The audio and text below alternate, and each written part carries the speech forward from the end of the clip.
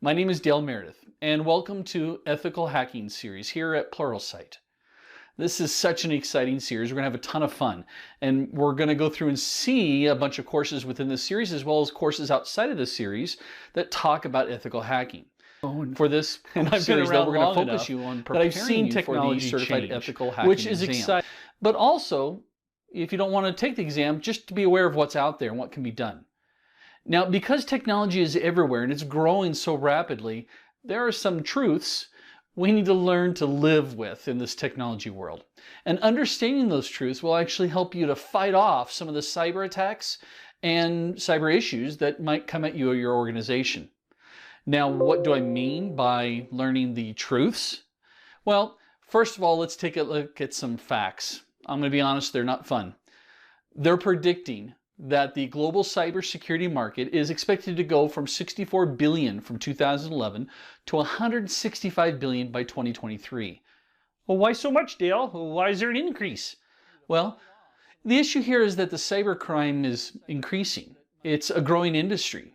The returns are extremely beneficial to the attacker, and the risks are extremely low. It's estimated that an annual global cost for cybersecurity is $600 billion, and that's being conservative. Now, let's put this in a different perspective. If you were to take the revenues from the top technology companies, Microsoft, Google, Amazon, eBay, Yahoo, Apple, and Netflix, and combine them together, you wouldn't even get close to the amount of revenue that cybercrime is creating. Let's look at it a different way. Cybercrime victims per year is over 600 million victims. And if you break that down, that's about 1.5, 1.6 million victims per day, or about 20 per second. Now, the cost of cybercrime not only includes the effects that it has on business, but also the hundreds of millions of people globally. In 2016, over 657 million identities were exposed, a majority of which were actually stolen. In fact, of that, 40 million were from the United States. 54 million from Turkey, 20 million from Korea. So you can see this isn't a country issue, it's a global issue. And the cost of cybercrime is going to continue to increase as businesses continue to move their functions and infrastructure to an online presence, as well as more companies and customers around the world that are getting connected. And again, this isn't just limited to a single or just a couple of industries.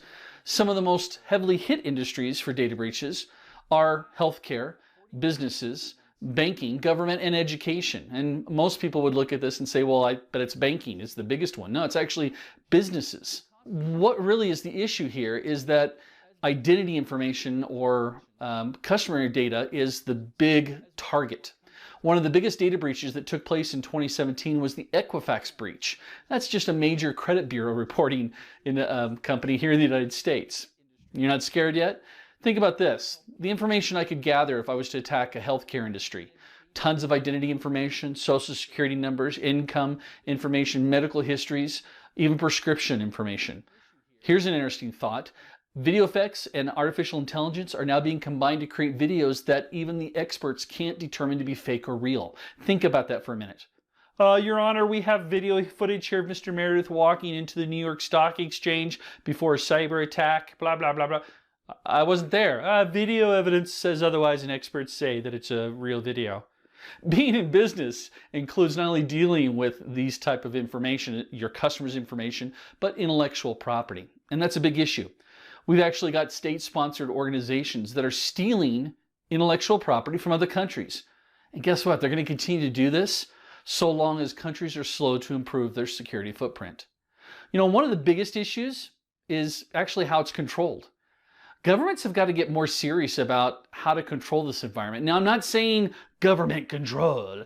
I mean prosecution. You know, if you came home and you found out that somebody broke into your house or your car, who are you going to call? And you got a song in your head right now. Who are you going to call? The local police, right? They're going to come out and they're going to help you. Well, what if somebody steals your credit card information? Okay, granted, you might be able to contact your credit card company and say, hey, there's a weird charge on my card, and they refund it. But who goes after the criminal in this case? How do you go after somebody in a completely different country? So I've got to ask you a question. How protected do you feel? Let's take a look at what's going on right now. Guess what? They're going to continue to do this so long as countries are slow to improve their security footprint. This is a live cyber threat map. showing us live attacks going on. Did you know that in 1984 there was only 1,000 devices on the internet as a whole? In 1992, there was 1 million devices. In 2008, there were 1 billion devices. 2014, they estimate that there is 1.4 trillion devices on the internet, and by 2015, it's supposed to increase by 30%. That would bring us up to 4.9 trillion devices on the internet. In 2011, did you know that 20 homes generated more traffic than the entire internet of 2008? And if you think that's amazing, 90% of the world's data has been created in just the past 2 years. Now here's the scary part. More than 600,000 Facebook accounts are compromised every single day, and 1 in 10 social networking users actually admit to falling victims to some type of phishing scam or fake link that's posted on the social network platforms. 59% of the ex-employees, this is kind of a scary one too, 59% of ex-employees who leave the company admit to stealing company data when they leave their jobs. So I ask you again, how protected do you feel?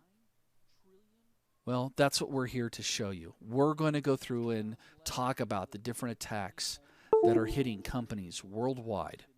Whenever I teach ethical hacking, it's funny. I have my students come in on the first day and they're like, yeah, hacking, here we go. And that's great. I want you to be excited about it. By day 2, they go, that's kind of interesting. Day 3, they go, wait a second. Day 4, they're going, hang on. And on day 5, they're typically, holy cow, I got to go back and rethink things. In fact, I'm going to go back and rethink my home network. Folks, it's time to wake up. I don't care if you're here for the Certified Ethical Hacking Certificate to take the exam or not. This knowledge is not only beneficial, it is imperative that you learn this. So come with me and let's get started. Well, that's what we're here to show you. We're going to go through and talk about the different attacks that are hitting companies worldwide. Whenever I teach ethical hacking, it's funny. I have my students come in on the first day and they're like, yeah, hacking, here we go. And that's great. I want you to be excited about it. By day 2, they go, that's kind of interesting. Day 3, they go, wait a second. Day 4, they're going, hang on. And on day 5, they're typically, holy cow, I got to go back and rethink things. In fact, I'm going to go back and rethink my home network. Overview of the CEH certification program. So I'm a real big movie buff. I love movies. I love finding quotes. I love trivia about movie. And one of my favorite quotes, I know you're going to be shocked, it doesn't really come from an action film. You would think, something like, I'll be back, would be one of my favorite quotes. But it's not. It's from a film starring Tom Hanks and Geena Davis. I'll give you a little trivia and see if you can figure out what that is. 1990s. It was called A League of Their Own. And in it, Tom Hanks delivers one of the best lines I've ever heard. Geena Davis gets really tired or really difficult. There's a relationship thing going on with her sister. Her husband's coming back from the war, and she's leaving the team. And Tom Hanks and her have this big argument. And in the middle of the argument, he says, why are you quitting? And she says, I'm quitting because it got too hard. And then here comes the line. He says, if it wasn't hard, everyone would do it. Hard is what makes it great. Now, I'm not going to pull any punches here, folks.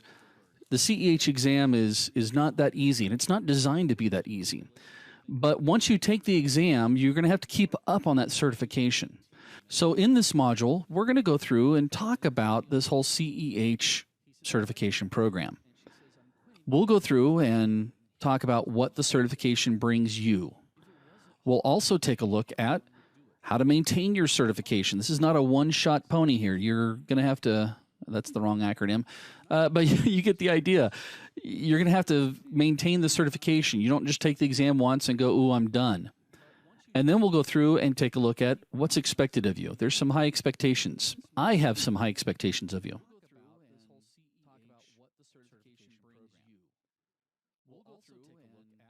So first, what does certification bring you? A lot of times we take an exam, we get a certification, and we get that certificate, we put it on our wall for about the first year, and then it ends up on our dartboard.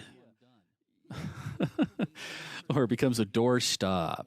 Well, when it comes to certification with CEH, you need to understand that this certification actually brings to you an international recognized certification. This is one that's known throughout the entire IT industry. It is, in fact, an industry standard. So much so that the CEH certification actually meets the Department of Defense Directive 8570.1, which basically is a directive that came out and said anybody that deals in the IT side of things when it comes to government, it has to have some type of certification, CEH being one of those. As far as benefiting your resume is concerned, CEH will actually help make you stand out as someone who understands how a hacker thinks. The most recent survey in 2015 showed that a certified ethical hacker, their salary range is anywhere from $25,000 up to $111,000 per year.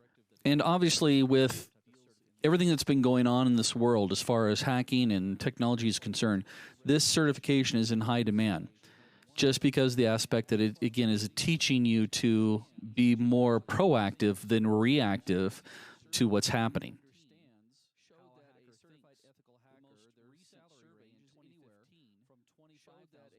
So you may ask yourself, well, should I be watching this series of courses? Well, that depends. The folks that are going to get the most out of this particular course are going to be those that are security officers within their company, possibly also auditors, and this could be both internal auditors or external auditors, security professionals, and this would include consultants, site administrators, as well as just standard administrators, and also anybody or anyone that might be worried about how secure their environment is. I could actually make an argument for home users to be interested in this course. So how do you maintain your certification? You go off, let's say you go off and get your certification. There are actually some things that you have to do to maintain it. First of all, it's all about the points. EC Council came up with what they refer to as the EC Council Continuing Education Credits. Now, these credits are basically points that are given to you based off of activities to show that you're keeping up with the industry. Some of those activities can include attending different conferences. In fact, EC Council puts on 2 different conferences, or they sponsor them, one of them being Takedown, and the other one being the Hacker Halted Conference. You can also get credits for attending Black Hat or any other security-related conference. If you write any type of research papers concerning security, maybe some of your experiences, or maybe you've come up with a new way of looking at a particular vulnerability, can count as an ECE credit. Training. If you do any type of teaching or training, whether it's internal, or I actually do several community training sessions, and I'm able to gain points for doing those particular free sessions. I volunteer my time. Also, reading related subject materials. Now, just don't make things up. And that matter of fact, that applies to everything here. Don't say, well, yeah, I wrote a research paper, because when you go to fill out the form to apply for these credits, they'll ask for evidence. In some cases, you have to fax over the materials that you read or give them links to the research papers that you created. You sometimes have to provide the certificate for the training maybe that you attended, if you attended training, or a receipt showing that you went to one of those conferences. Exams. As I mentioned before, CEH is not the end of your quest. We can go on to other certifications, but if you need to renew your certification in CEH, which if you keep up on your points, you shouldn't have to. If by chance you miss out on getting enough points, you'll have to take the exam again to make sure that you're up to date. But if you continue on with a forensics expert or a LPT, those exams will also count towards your ECE credits. Webinars. Attending webinars, again, you're going to have to provide some type of evidence that you attended these webinars, but if they're security related, keep track of those things, and you'll need to submit those. So how do you submit them? Well, first of all, these points are cumulative every year, or in a yearly fashion or yearly time frame, and it starts from January 1st till December 31st. And during that time frame, you should be tracking all of your activities that would meet these guidelines. And then you'll have until February 1st of the next year to record all your ECE credits. And I would recommend not waiting till January 25th to get going. You want to get these out as soon as possible, maybe even as you attend, and you'll have access to do this. I'll show you here in just a second where you go to apply for these points. But EC Council has to verify. They don't just take it for granted that, hey, yeah, you said you did this. This is one of the few companies that I've seen that actually goes through and does a lot of verification. So make sure that you get those recorded by February 1st. As far as how do you record your ECE credits? Well, it's very easy. Once you get your certification, you'll receive an invitation to the Aspen website, which is basically a website, used to be called Delta, for certified ethical hackers or anybody that has a EC Council certification. And from there, there's a link that you will go through and click on and submit your ECE credits. Now, if you have any questions about some of your credits, you can always contact EC Council. They're very friendly about answering, does this particular situation apply, or would it be one that would get me some credits? They'll be more than happy to help you out with that. At the time of this recording, there was the rumor going around that starting in 2015, they may actually start charging an annual fee as well. But you'll want to check with EC Council to see if that actually took place.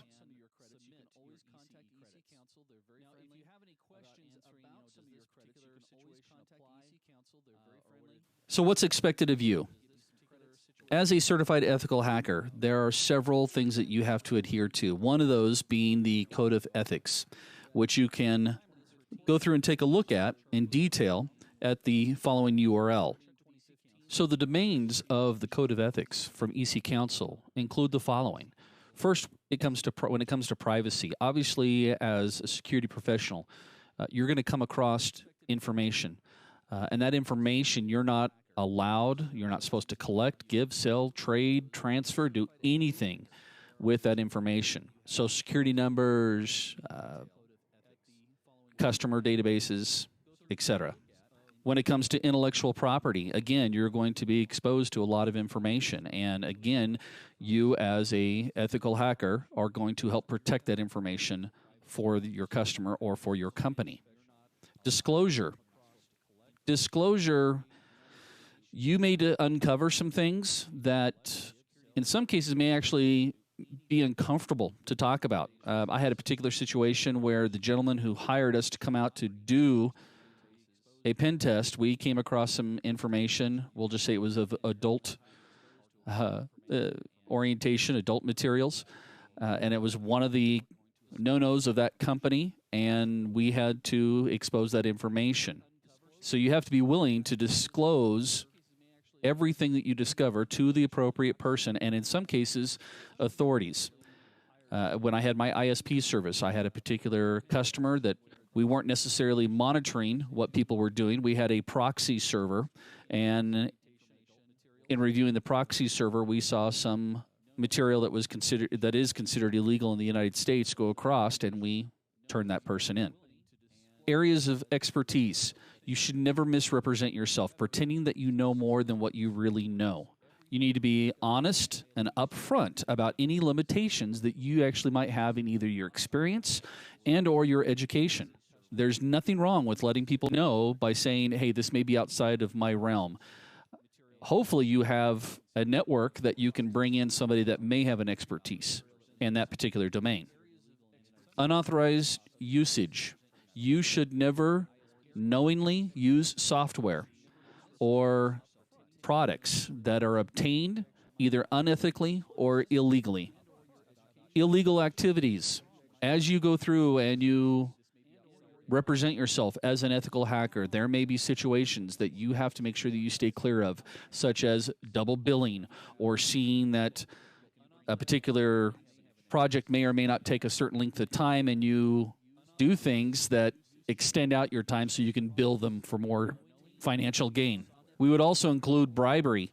There are many situations where you might come across something, and as you're talking about it to an individual or a person within that company, there may be some type of bribery that may take place. And again, your job is to make sure you maintain that code of ethics.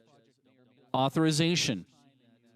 as either a contractor or possibly an employee of a company, you need to make sure that you use their property in a way that is authorized and that it is to their knowledge and consent.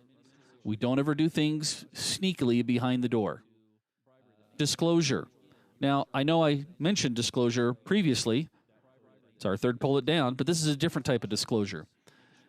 There are many times that as you're doing pen tests or you're doing simulations, you might come across issues that you need to verify, or you need to notify a hardware manufacturer that you've discovered something. There was a great article that I was reading by a pen tester who was going through, and he discovered a flaw, and it was a flaw on a hardware device that gave immediate and instant root access. And he went through, and before he would talk about it on his blog, he notified the manufacturer. And his frustration came from the manufacturer not necessarily taking the steps as quickly as he thought they should. It actually took over 100 and some odd days for them to actually respond, and finally for them to come public with the information. In the meantime, this ethical hacker was concerned that there were 25,000 plus users of this particular hardware device that were currently being exposed. So if you come across some type of a flaw, you do need to notify the manufacturer so that you can help fix other customers. If by chance they don't respond, I would probably, and this is actually what the author did, is he went through and started posting his frustration on Twitter and made sure he tagged this particular manufacturer so they could see that he was getting ready to announce it. And it wasn't until he got very close to finally coming out and telling everybody what the flaw was that they actually responded and came out with a fix. It was actually for a NAS device, a business-level NAS device, which was kind of interesting. Management. Anytime that you get involved in a project, you need to make sure that you have good management procedures in place so that you can make sure that, again, this kind of goes back to the issue of billing. You need to make sure you manage your projects appropriately. Make sure you have a goal and a time frame. And if you're going to have to adjust that time frame, you're going to manage it by letting people know. Knowledge sharing. As an ethical hacker, you need to add to the knowledge of e-commerce professionals by continually studying and sharing the things that you learn and the experiences you come across with fellow EC Council members, and help to promote public awareness. I do this all the time by doing free community lectures on their focus towards the end user, because I think that's our biggest flaw out there right now, is so many people don't know what they have in their homes and they don't know how to secure it. But we need to share that information and try to promote a public awareness. Confidence. As an ethical hacker, you should always present yourself in a professional and ethical and competent manner. This means even when you're possibly competing with someone else for a particular project. In layman's terms, no backstabbing, folks. Extreme care.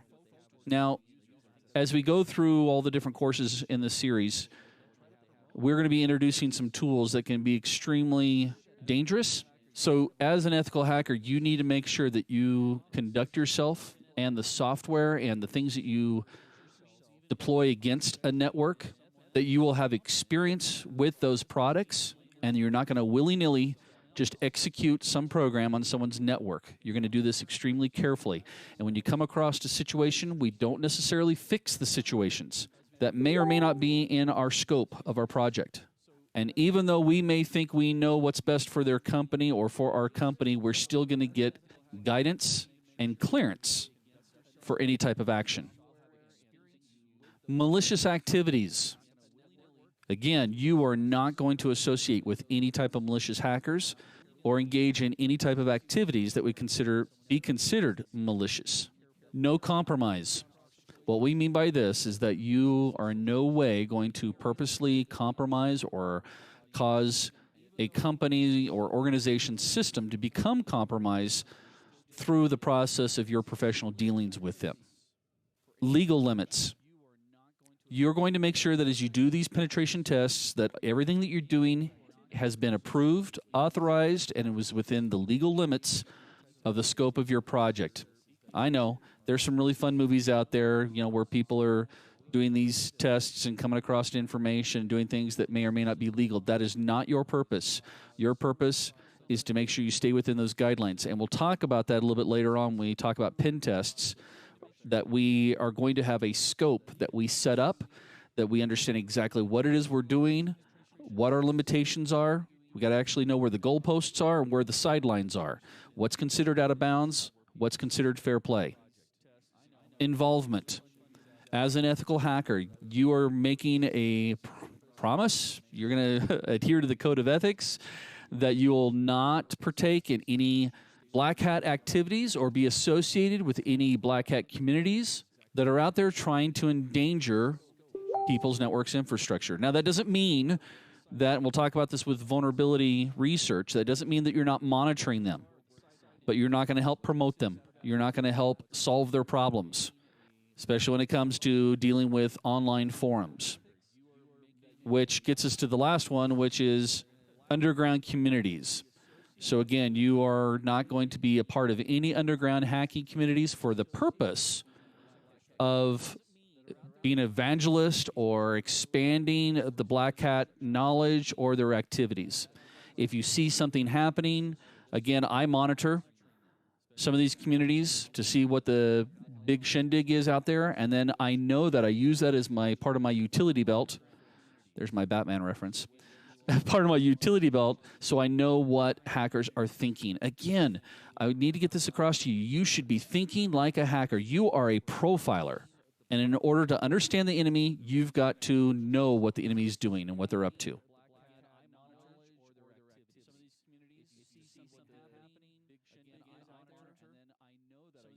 Okay, there's one more item that it's expected of you. You should review, we refer to it as the CCA, or the Candidate Certificate Agreement.